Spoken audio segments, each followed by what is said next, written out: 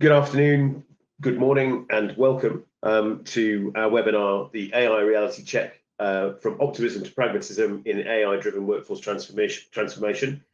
My name's Oliver Shaw, and I'm the CEO of Orgvue. Orgvue is the market-leading technical platform to help organizations navigate and accelerate workforce transformation and organizational design.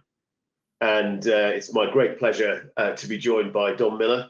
Don is a leader in the consulting practice for Deloitte, 19 plus years experience in human capital management consulting, and indeed now with a brief around the use of AI across organizations.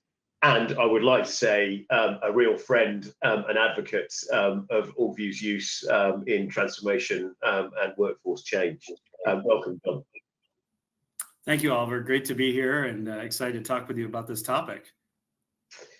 So, in sort of bringing the picture together, Don, you have done and your colleagues in Deloitte have done a wealth of observation and research into the adoption of AI and how AI is revolutionizing work. And indeed, we are in our second wave of research looking at how AI is starting to roll through. And particularly our focus, and I guess our conversation today, is framed around what's actually happening on the ground. And we have all seen the press snippets, and in our pre-brief, Don, we were talking a little bit about Klarna and the story there, but there are a series of stories that are starting to pick out some cynicism and some of the gaps that are happening between implementation and the desire and ambition for AI and actually what's happening on the ground. In our own survey, where that came out very clearly, was that around 39% of organizations said that they had implemented AI and in fact had removed headcount as a result of that, but actually there was a high degree of regret post that delivery. And we can see those stories coming out in the press, but the corollary to that is that there is still a huge amount of ambition as to how AI is going to affect work and indeed that is going to be the key driver of workforce transformation. And that is also reinforced by the number of organizations that are claiming increased AI investment in the next 12 months. So I think with that framing, Don, it would be really interesting to think about how you've seen the evolution of business confidence and some of those sort of insights between 24 and 25.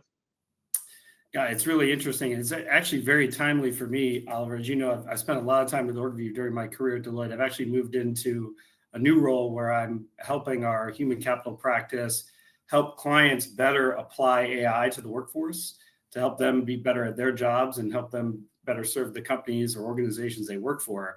So this webcast is very timely for me. And the way I looked at a lot of our research and what I've seen and experienced getting caught up on this quickly is they're really two camps, right? I know we're talking about optimism and pragmatism. There's a little bit of skepticism in there too.